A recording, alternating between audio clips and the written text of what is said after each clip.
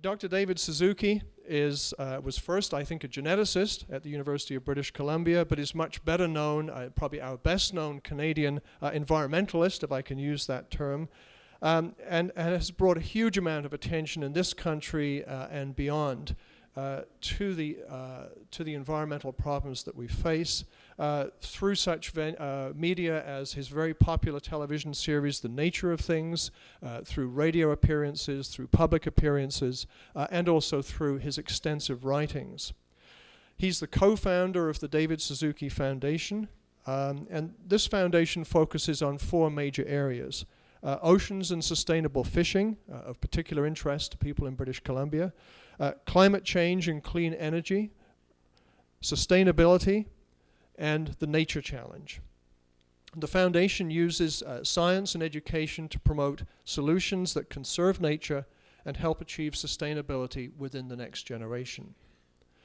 Dr. Suzuki is an officer and companion of Canada's highest honor, the Order of Canada.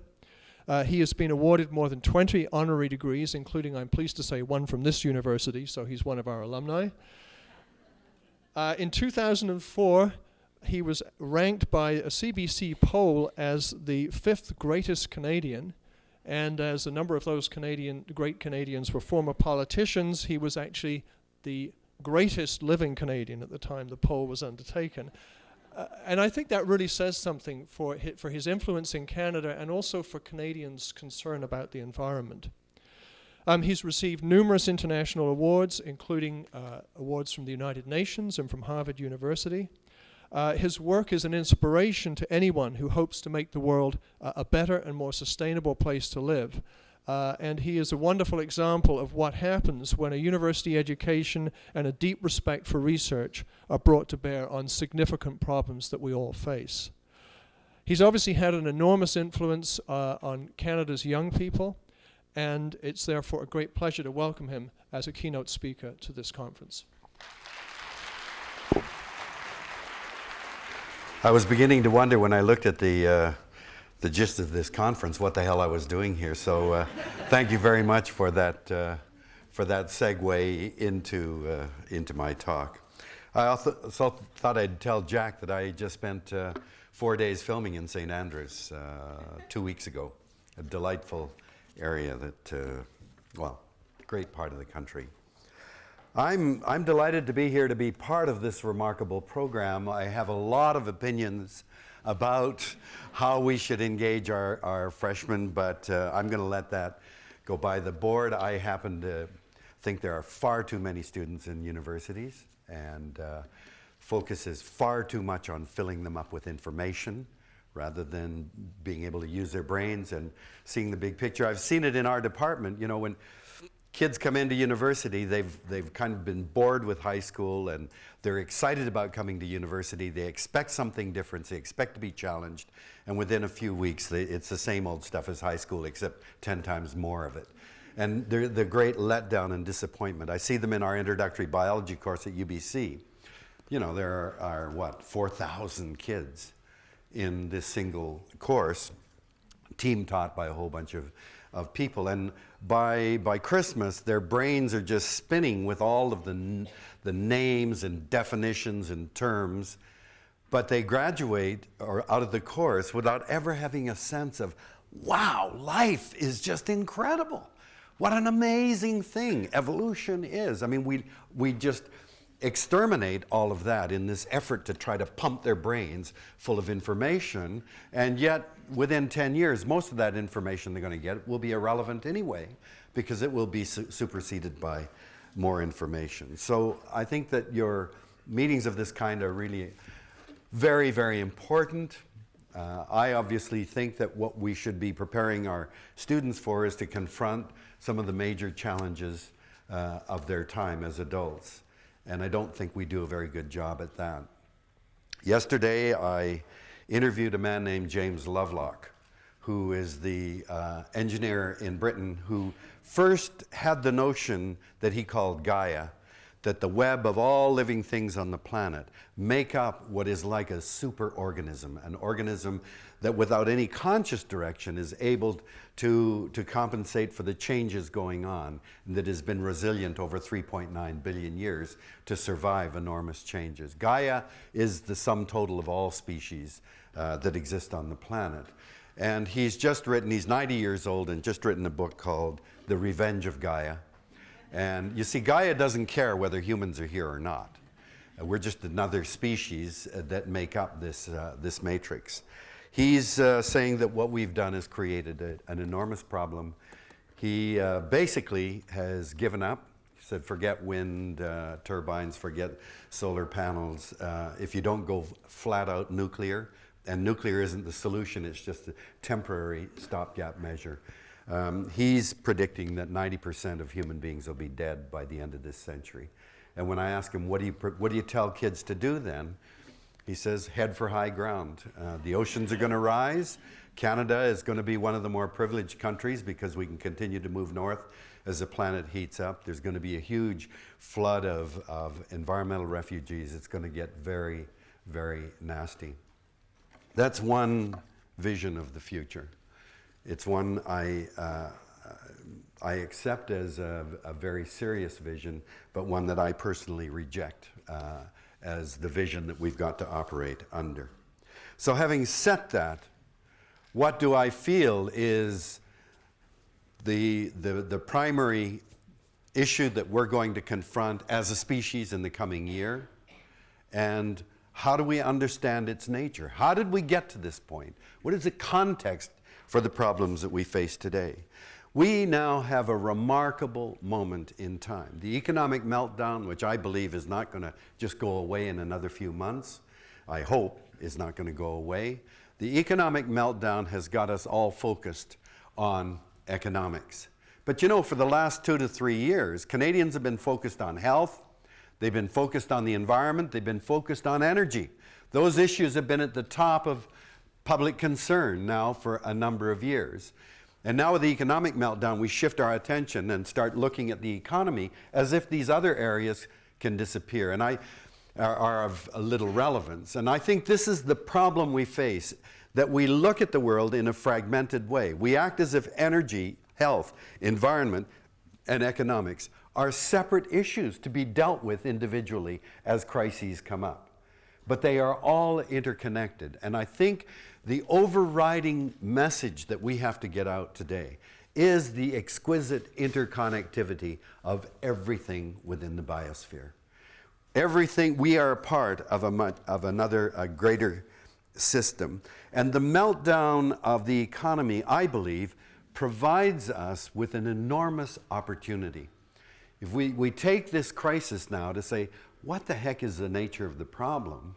How did we get here, and how the hell do we get out of this?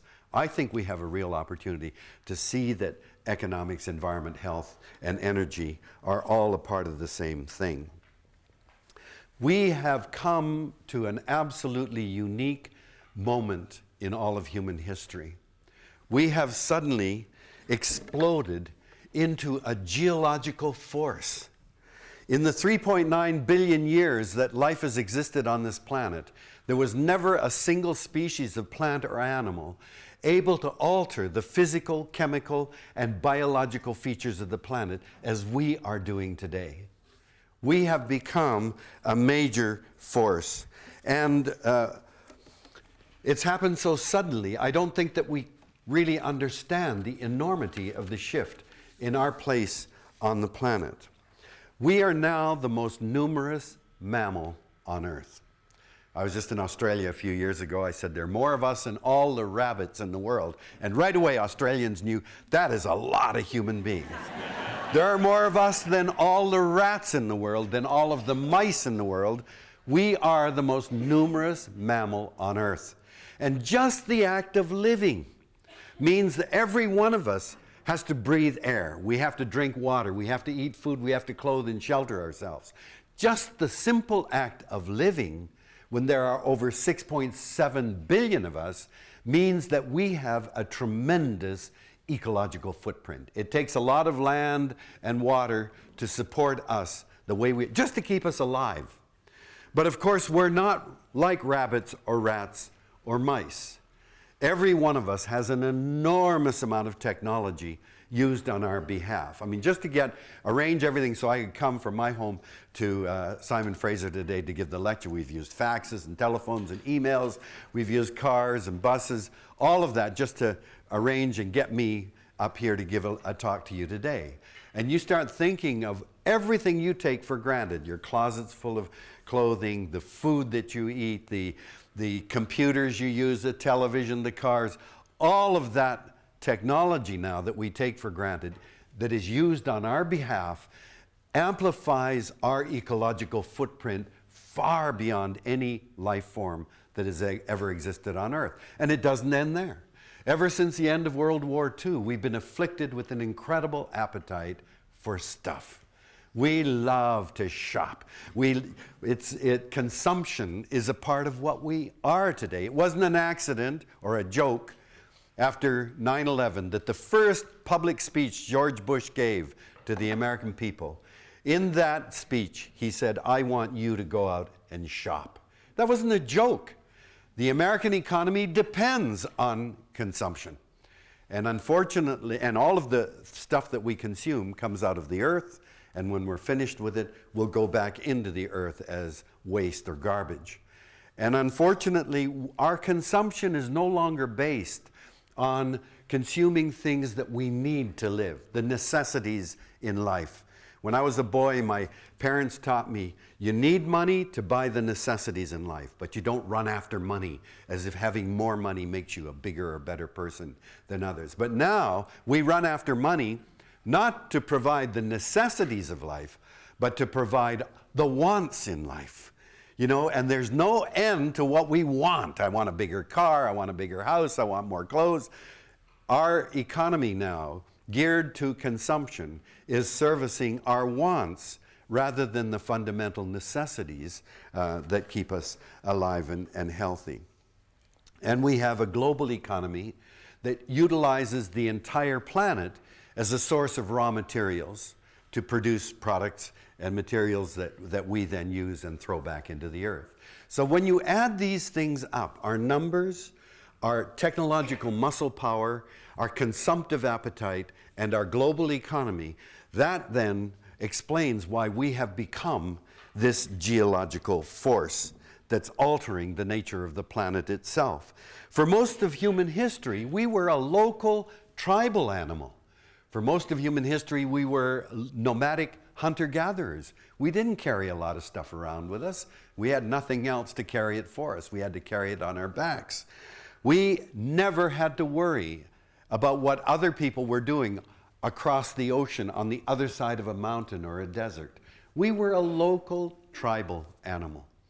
But now, for the first time in history, we have to ask, what is the collective impact of all 6.7 human beings on Earth? We've never had to do that before, and it's very, very difficult. And even when we do think about the collective impact, we have no mechanism to deal with issues that we confront as a single species. We are faced with this huge dilemma then, that we have become a mighty force. Collectively, we are having a geological impact, and we don't have a way of recognizing it or even dealing with it.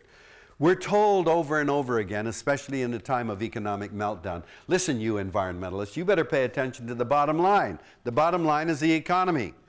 As long as the economy is going, then we can look at these other issues. And I've always felt that there was something fundamentally wrong about that. You see, the first and foremost reality is that we are biological creatures. We're animals. And we seem to forget that basic fact.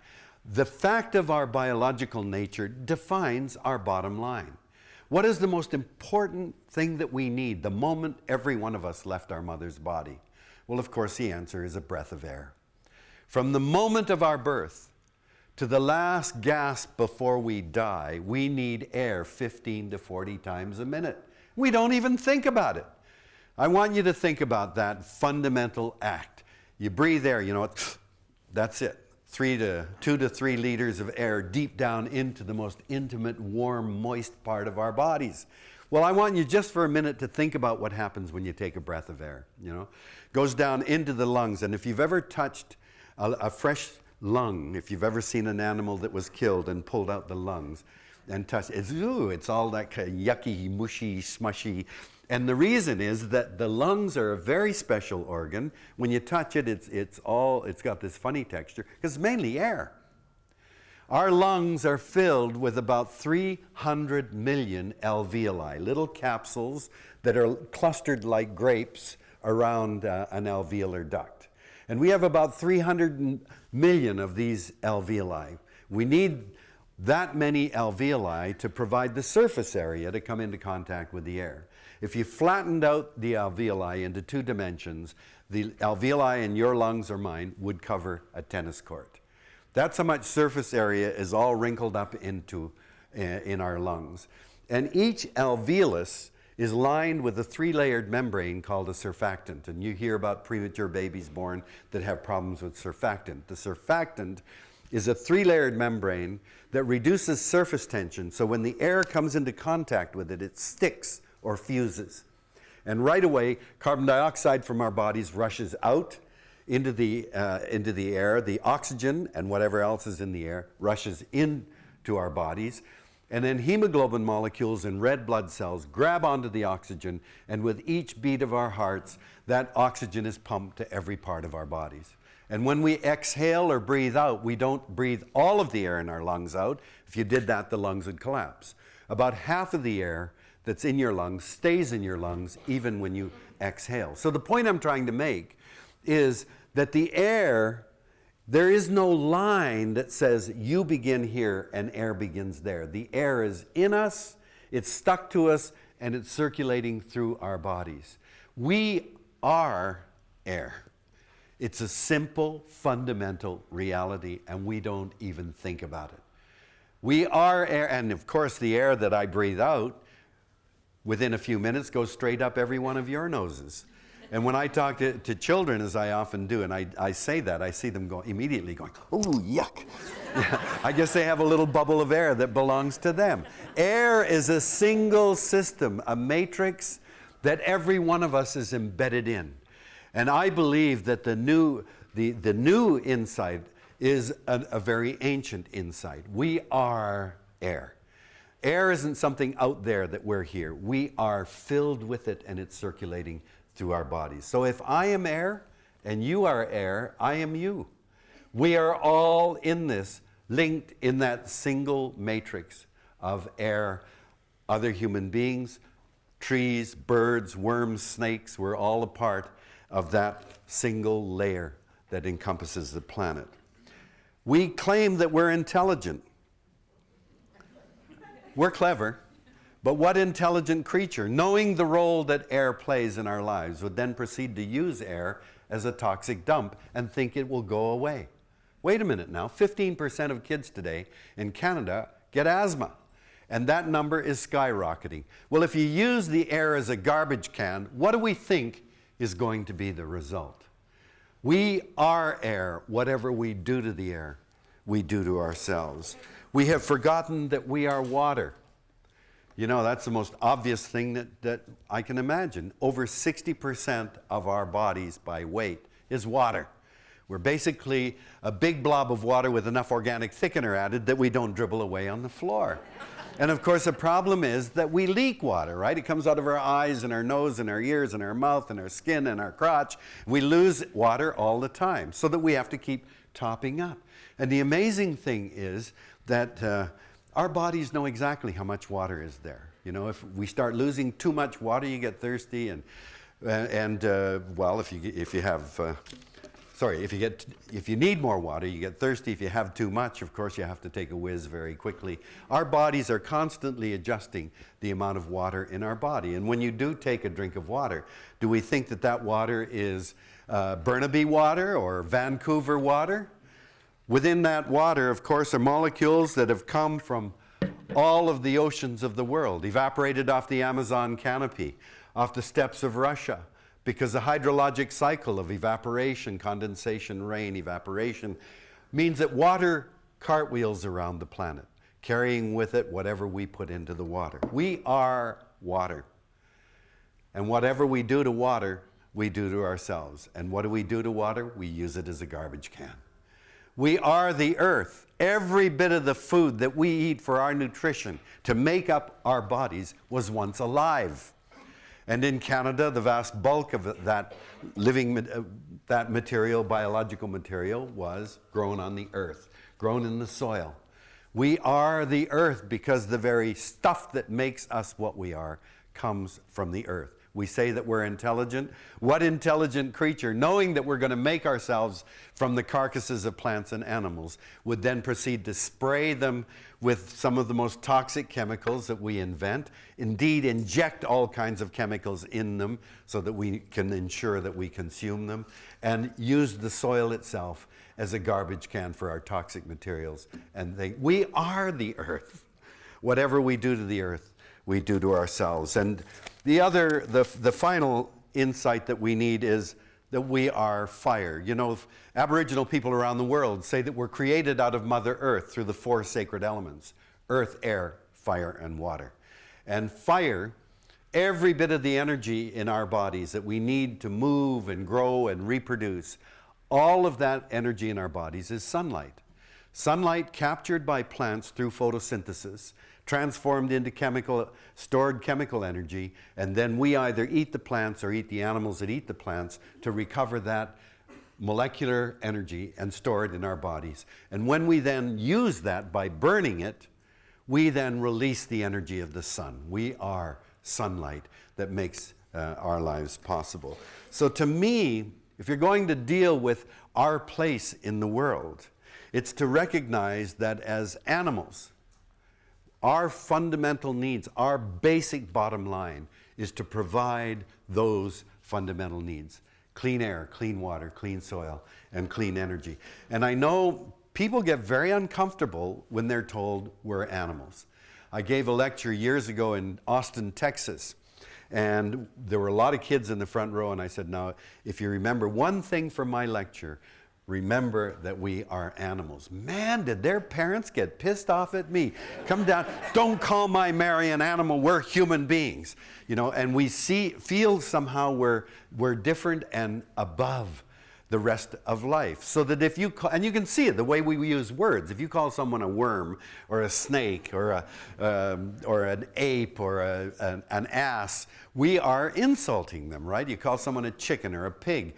And it's as if somehow these are inferior critters, and therefore to call ourselves an animal is to reduce ourselves. But by not doing that, we forget the most fundamental truth, that we are animals, and our animal nature requires that we fulfill our basic biological needs.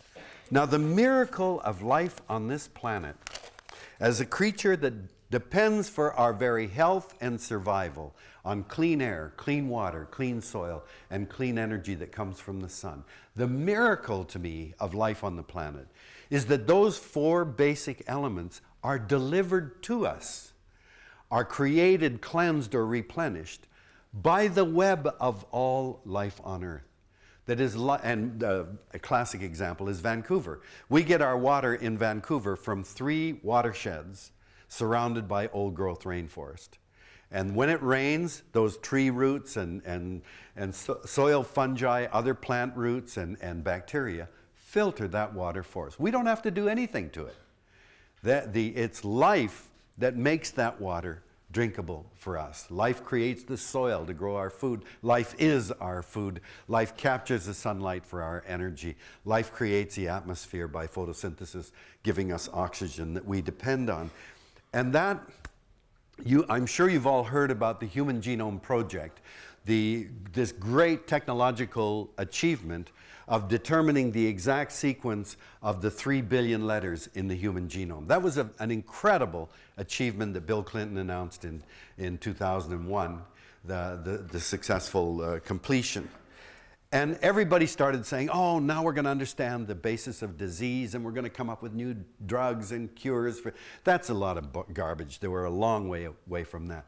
The most important discovery from the Human Genome Project, which was completely underplayed, was that within the human genome are thousands of genes identical to the genes in your pet dog or your pet cat. 99% are identical to the genes in the great apes, our nearest relatives. But thousands of genes are identical to the genes found in insects and birds and fish and frogs. And hundreds of genes are identical to the genes found in trees and other plants. The point is, what the Human Genome Project revealed is that the rest of life, which gives us the 4 fundamental needs we have, are our relatives. They are our kin. They're not resources or commodities. They're our relatives related to us through our evolutionary history. And I think when we look at the rest of creation that way and see that life, this wonderful matrix of diversity that is cleansing the air and the water and the soil, that life is our relatives, it makes you treat the rest of life in a different way.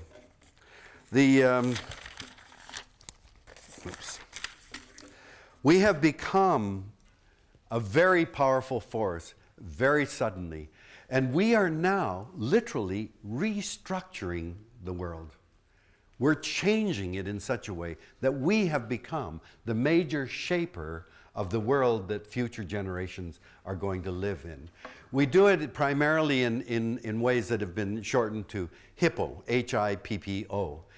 Habitat destruction, invasive species, we're introducing species in different places where they don't belong, pollution, population of human beings, and over-harvesting, over-fishing, over-cutting trees, over everything. So the hippo explains why we have become such a powerful, destructive creature. And the results of hippo is that we can see the effects. 50% of all of the surface water on the planet, if you test it, contains at least 6 different pesticides. That's all over the planet. Every drop of water in the United States carries MTBE, which is the chemical replacement for lead in gasoline. The population of human beings 10,000 years ago, when humans were just discovering agriculture, was 500 million people, 500 million. This is according to Paul Ehrlich. It took almost 9,000, 8,000 years to finally reach 1 billion, and that was about 1815 to 1820. 1650, we were at 500 million, so suddenly population began to accelerate. By the early 1800s, we reached 1 billion. 1930, just 6 years before I was born, the population of the planet reached 2 billion. In my lifetime, the population of the planet now has more than tripled, and that's exerting a huge impact on the rest of the planet. 35 to 40% of all of the land surface on Earth has been degraded by human activity. We are one species out of perhaps 15 to 30 million species. And yet the Brundtland Commission report, the UN report in 1987, Our Common Future, said we should try to protect 12% of the land for the rest of life on Earth. Wait a minute now, we're one species out of 15 to 30 million species, and we think we're going to set aside 12% of the land for all of these other species, and we, one species, are going to take over 88% of the land? Give me a break. And in Canada, we've had a very difficult time even protecting 12% of the land. We have co-opted 40 to 50% of the fresh water on the planet. The oceans are now depleted. 90% of the big fish in the oceans are gone, but the oceans themselves are in terrible shape. Acidifying from more carbon dioxide in the atmosphere. We have dead zones that are increasing in size and number around the world. And we are extracting species, losing them at the rate that is estimated to be anywhere from 100 to 10,000 times faster than normal extinction rates. 50,000 species a year are going extinct. So this, we can see the impact of our explosive change in our relationship with the Earth. How did we arrive at this incredible moment in time? Scientists can now take DNA and use DNA to track the history of our species. And all of the trails of humanity, from Aborigines in Australia to Africans to Asians, all of the trails lead back to the plains of Africa 150,000 years ago. We are all Africans in origin.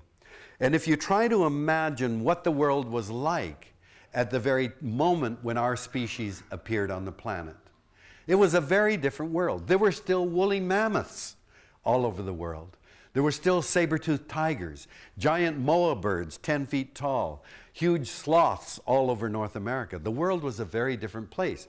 And if you try to think of being in a time machine and going back and hovering over the plains of Africa 150,000 years ago and looking down, you'd have to say the plains would have been filled with a variety and number of mammals far beyond anything we would see on the Serengeti today. So it was a very diverse, rich planet. And you'd have to look very hard to see little clumps of 3, 4, or 5 of these funny-looking two-legged furless apes. And that was us. Now you gotta admit, looking down on the plains 150,000 years ago, nobody would ever say, watch that naked ape, man, they're gonna take over the planet. I mean, what the heck did we have going for us? There weren't very many of us. We weren't very big. We weren't very fast. An elephant can outrun the fastest human on Earth. We weren't very strong. A chimpanzee weighing 100 pounds, I'm sure, could beat the crap out of me, and I bet you every one of you. We weren't gifted with any special senses. I look at all the people here with glasses. Can you imagine us trying to swing through the trees on a vine? Where the hell's the next vine, man? I mean, what the heck did we have? Why would this creature think that it could take over the planet? Well, of course, the secret of our enormous success, you couldn't see from the outside. It was a 2-kilogram organ buried deep in our skulls. It was the human brain that was the secret to our great success. And that brain endowed us with a tremendous memory. No other mammal on Earth has the memory capacity of a human brain. It made us curious, and we were inventive. And those qualities of memory, curiosity, and inventiveness more than compensated for our lack of physical and sensory abilities as the other creatures had. That brain did something absolutely unique. That brain invented an idea called the future. The future doesn't exist. The only thing that's real and exists is now, and our memory of what happened in the past. But because the human brain invented the idea of a future, we are the only animal that realized we can affect the future by what we do today. That is, if we call on our knowledge and experience, we can see ahead and see where the dangers lie and where the opportunities are. And we can deliberately choose today to avoid the dangers and exploit the opportunities. I believe foresight, that ability to look ahead, was the great advantage that we had over other creatures. By using our foresight, we were able to maneuver our way through a very uncertain future and to arrive at this moment when we are now the dominant animal on the planet. And now we have all of the amplified ability to look ahead. We have scientists, we have supercomputers, we have engineers in telecommunications. I remember 30 years ago when the Nature of Things did a program called Shifting Shorelines, and it was all about erosion of the shores. And we went down to New Orleans, where there had been massive erosion and flooding of land in New Orleans. And scientists 30 years ago said, this city should never have been built here. I mean, you build a major city where there are hurricanes every year, there's bound to be a Force 5 hurricane hit, and half the city is below sea level. They said there's going to be a catastrophe. If you want to avoid it, this is what you have to do. And for 30 years, politicians and business people said, we can't afford to do that. It'll destroy the economy. And so they kept their fingers crossed and hoped nothing would happen. And we all know that Katrina hit and validated everything the scientists had predicted. Foresight was never more important than it is today. And we have a much better handle on how we can look ahead to see where the opportunities and dangers lie. But now at this moment, when we become so powerful and we need to use foresight, we're turning our backs on the very strategy for survival that got us to where we are. We have all kinds of excuses, but the main one is it'll cost too much. For over 40 years, the leading scientists of the world have been telling us we are headed down a very, very dangerous path, that there are opportunities that lie from shifting directions. And for 40 years, we've said that we can't afford to do that. Why are we now turning our backs on the very thing that got us to where we are today? That ability to look ahead and avoid danger. Well, I think there are a number of reasons for that, but let me point out a few of the factors, I think. One is the thing that we all deal with in the classroom, we're dealing with our children all the time, is the information explosion. People think this is great, and it is amazing. I mean, any one of us can have access to the entire library in the Library of Congress in the United States. We can get any encyclopedia we want. I mean, the availability of information to anyone that has a computer is absolutely staggering. But I believe that the problem we face today is we have too much information. The problem is we have so much information, you don't ever have to change your mind. You just have to go in and drill in and find all kinds of websites or books that support your own prejudices or your own ignorance and justify it. You want to believe in intelligent design? Hell, there are dozens of websites telling you that intelligent design is real. You want to believe that global warming is junk science? Just read the National Post. Don't read anything else. You'll never have to change your mind. You can find anything you want. The Flat Earth Society has a website. There are Bermuda Triangle websites and Pyramid Power websites. Whatever you want, you can find it. And the problem we face is there is too much information, and we need to have people that know how to navigate their way through that information overload. So that's one of the major challenges. The other aspect of the information explosion is that increasingly, because we're so busy navigating through all this stuff, and to me, Twitter is the obvious, the logic. Then we'll go from Twitter to tweeter, and that'll go down to 5 symbols, and the next thing you know, it's all going to have to be done in one word. We're so busy now, we don't have time to look at an issue in its broader context, in history, or any of the bigger picture. We shatter the world around us. And I think of this, I have to admit I'm an avid listener to the 6 o'clock news on CBC radio every evening. But you think about it now, in half an hour you may get 15 to 20 different reports. You may get a report from Bangladesh about a flooding over there and melting Antarctic ice caps, problems with the Amazon rainforest, troubles in Africa. And these are all brought in as little bits. When the announcer says to you, and now we bring you an in-depth report, he's talking about a 2-minute report. So where in a report like that do you get any sense of history or context to explain why is this even worth knowing and what can I do about it? There's none of that information. You just shatter the world into disconnected bits and pieces. And the great challenge we face is to put the world back together again, to see the exquisite interconnectivity. But I think a major problem that we face today is that we in 100 years have undergone a huge change in the way that we live on this earth. In 1900, there were 1.5 billion people in the world. There were only 14 cities with more than 1 million people. London was the largest with 6.5 million people. Tokyo was the 7th largest city in the world with 1.5 million people. Can you imagine? That was the 7th largest. The vast majority of people around the world, including in the industrialized world, lived in rural village communities. We were farmers. The vast majority of people in 1900 were involved in some aspect of agriculture. And when you're a farmer, you know that we are deeply dependent on nature. The seasons and the weather, those have enormous impacts on whether you're going to be successful from year to year. So you know about weather and climate.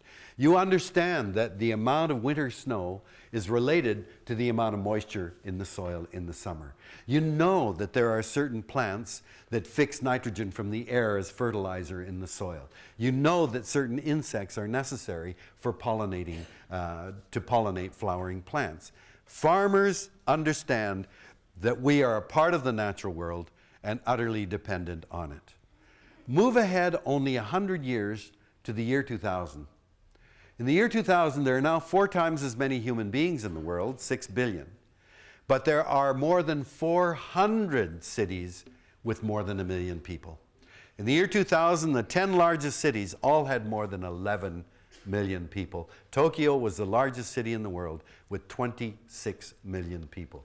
Can you imagine? They went from 1.5 million to 26 in only 100 years. And if you've ever been to Tokyo, you know human beings shouldn't live that way. We just were not made. But I mean, I believe that not only Tokyo, but I think Shanghai and Bombay and Paris and London, that's not the way human beings evolved to live. But we have, in 100 years, been transformed from a rural village animal into a big city dweller. In the industrialized world, over 80% of us live in big cities. Overall, around the world, over half of all the world now lives in big cities. And in a big city, it's easy to believe that we're different from other life forms. We're so smart. We create our own habitat. We don't need nature.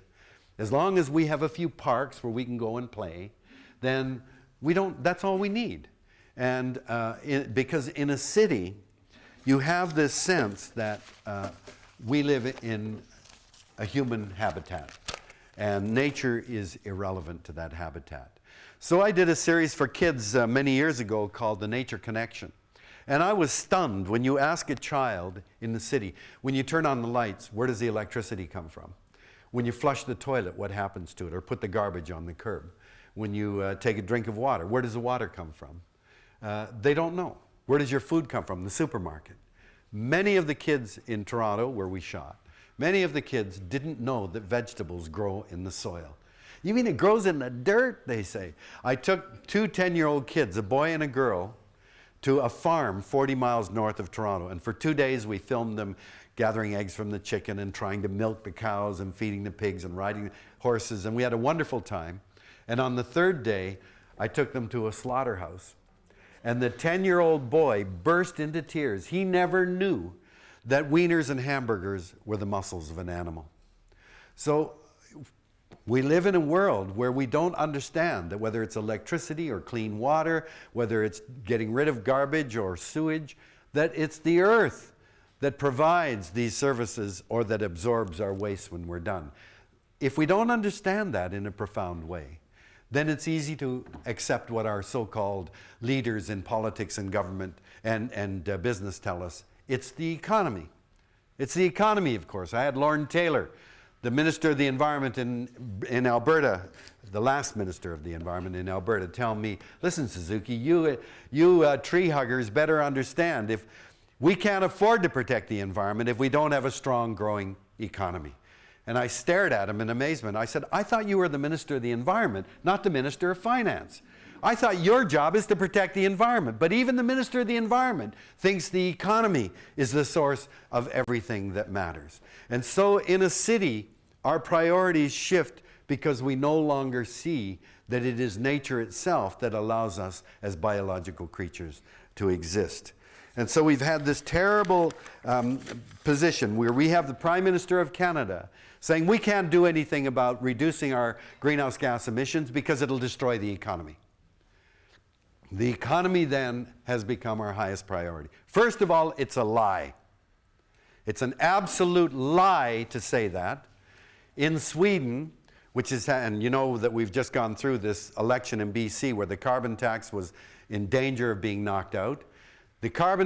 Sweden has had a carbon tax now since the mid-1990s. We were quibbling over a $10 a ton carbon tax in British Columbia. Sweden currently charges $120 a ton, and that's going to increase in the coming years. And so has it destroyed the Swedish economy? Since they imposed the carbon tax to the year 2006, they have reduced greenhouse gas emissions to 8% below 1990 levels. In other words, way past the Kyoto target, and their economy grew by 44% during that time. What is this nonsense that we can't afford to reduce greenhouse gas emissions because it'll destroy the economy? But it's the elevation of the economy above things like the atmosphere that is really disturbing. Economics and ecology come from the same root word, ecos, meaning household or domain.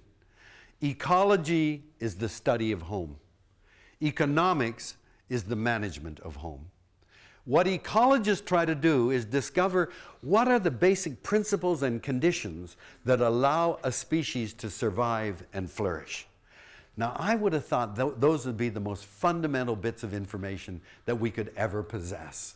And I would have thought that any group in society, before they start a new development or a new process or technology, would say, wait a minute now, what did those ecologists say are the conditions and principles? Because we don't want to do anything to violate those principles.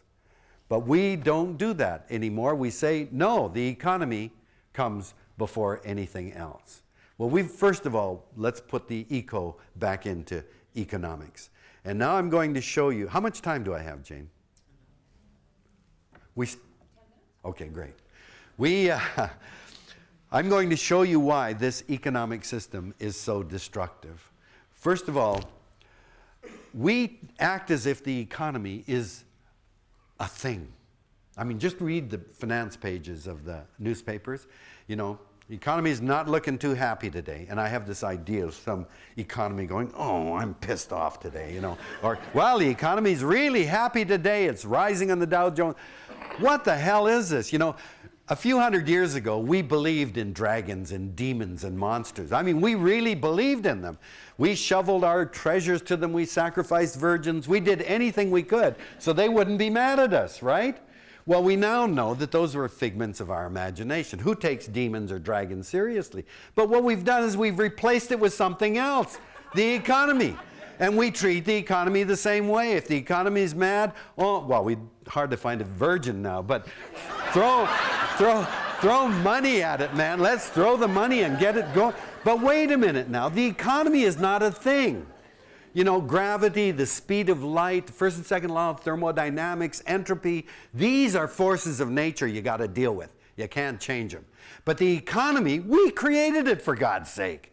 And if it isn't working, what a stupid idea to keep shoveling money to try to get it back doing the same thing. If it's not working, fix it.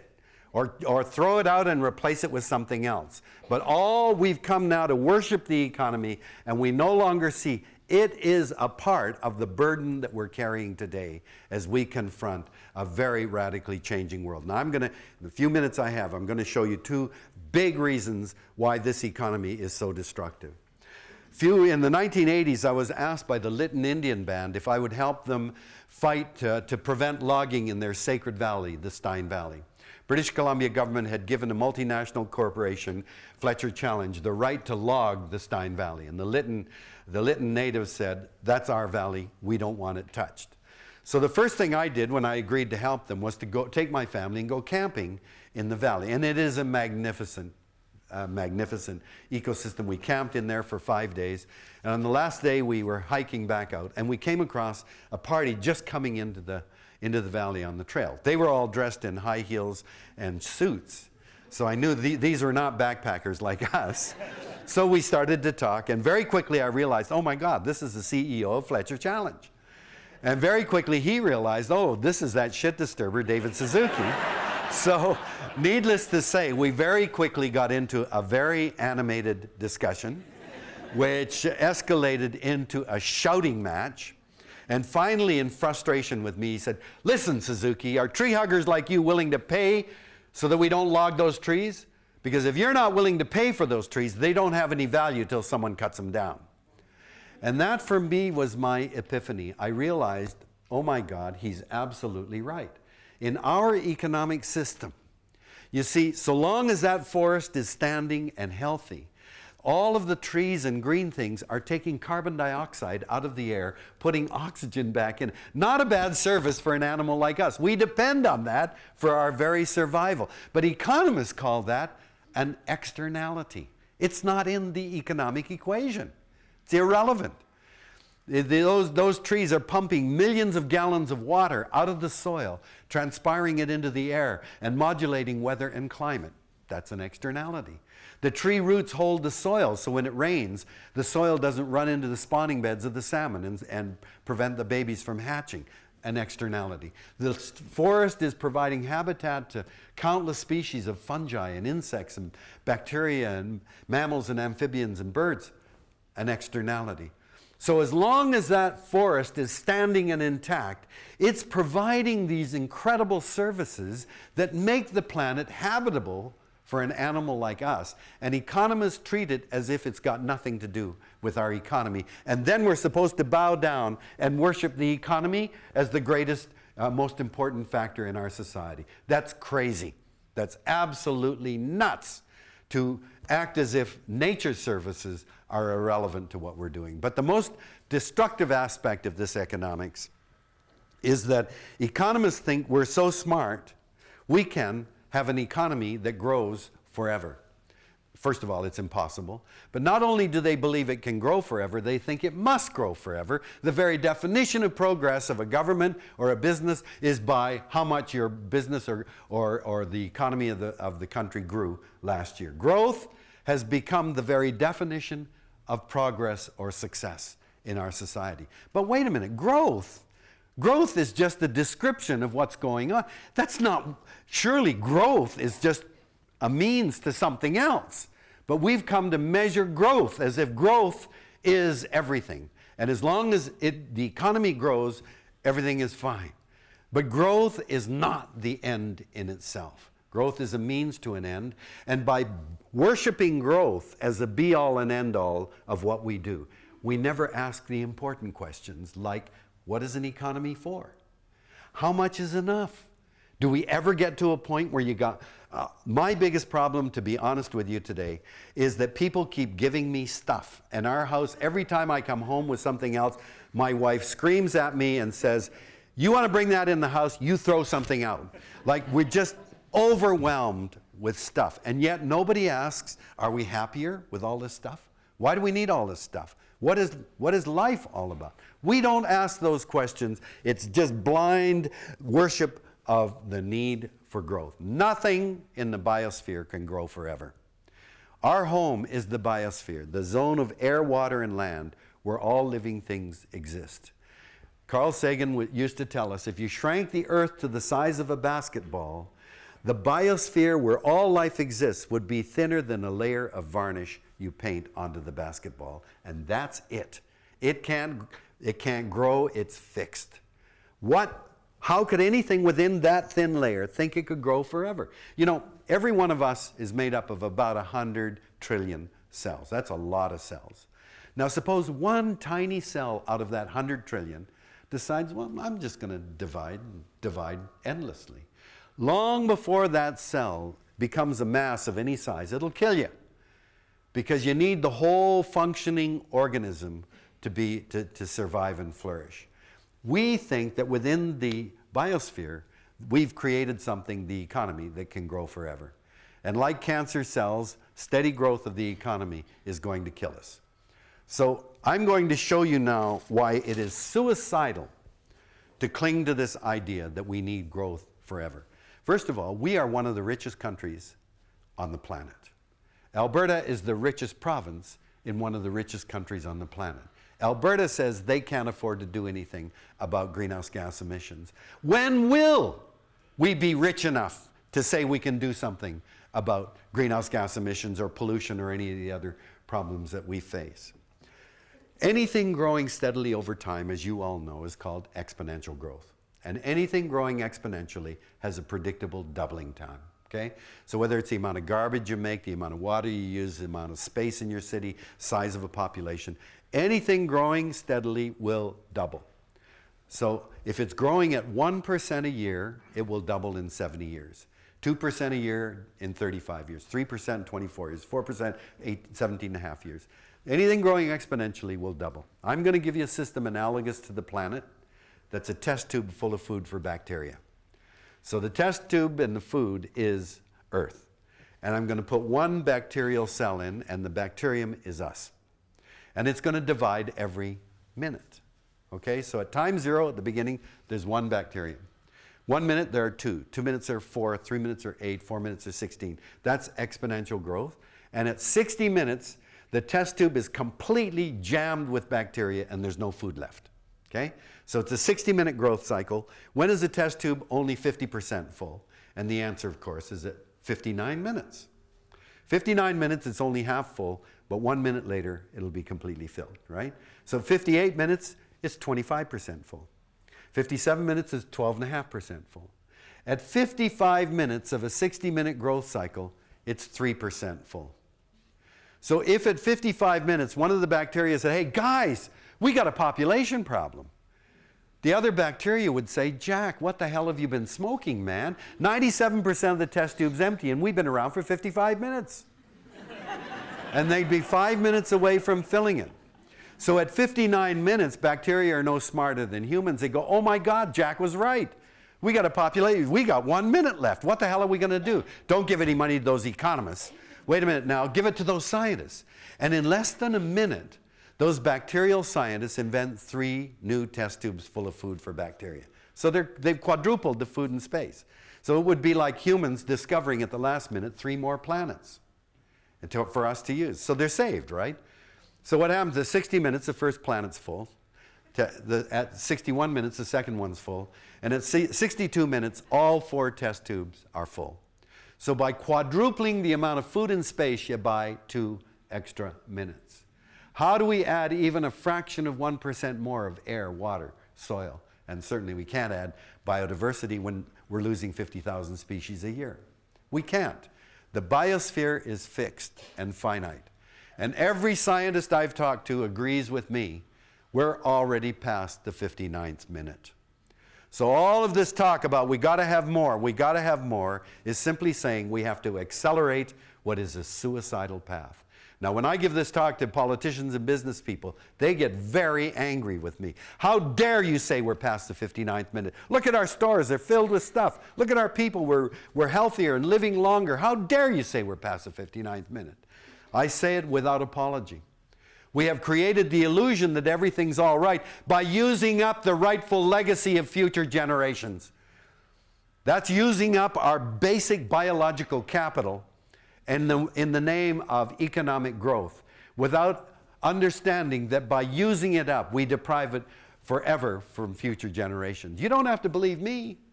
Just talk to any elder who's lived in your community for 80 or 90 years and say, what was it like when you were a kid?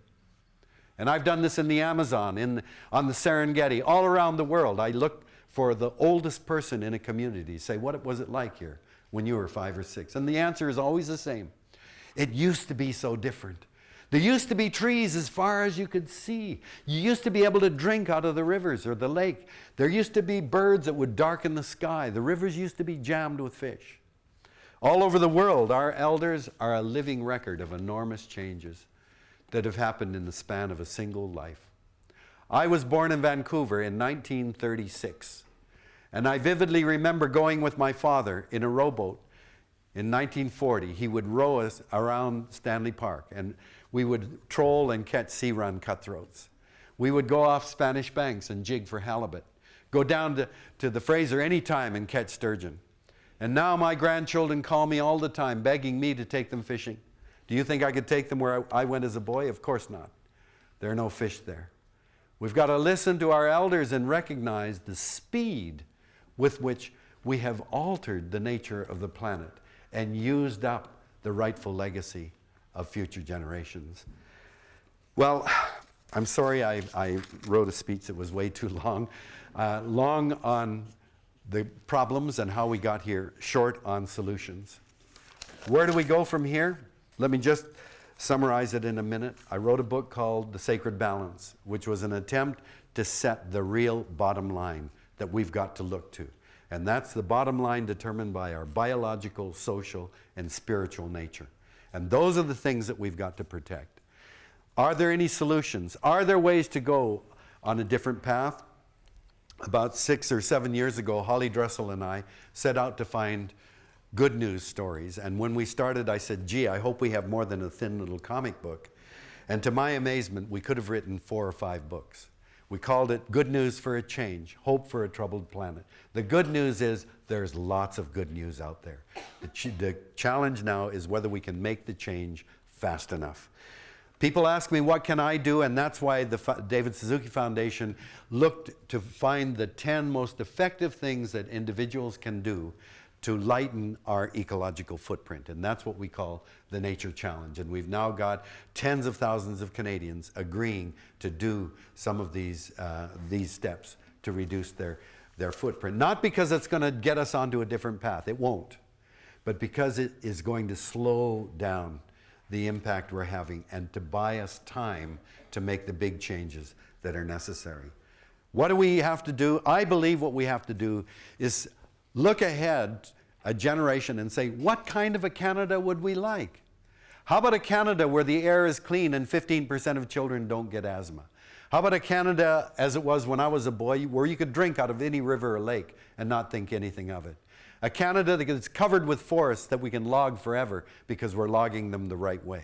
A Canada where you can catch a fish and eat it without having to consult a book telling you what chemicals are in it. When you define it that way, everybody agrees and says, well, of course. Took this to the business community, the multi-faith community, to the mayors of Canadian cities. Everybody says, well, of course that's what we'd like. Well, you've done 2 things right away. Now everybody's on the same side. We're not fighting any longer. And we've got a target. We know where we want to go. Can we achieve it? We believe we can. We've divided our basic needs into 9 categories: water, energy, waste, food, so on. And we believe in every one of these categories we can achieve what we call sustainability within a generation. This document's had huge impact. Australians have made their own version. Americans have now made their own version of this document. And in December of last year, Paul Godfrey, a member of Parliament from Toronto who decided not to run again, introduced a private member's bill based on sustainability within a generation and to make government policies live within sustainability within a generation. And it passed. And now Jim Prentice, who comes from the most virulently anti-environmental government we've ever had, Jim Prentice, the Environment Minister, has come to us saying, how do we make this law a really living document that directs what governments now do? So this, to me, is the hope. There is opportunity. We just have to get going on it. Thank you.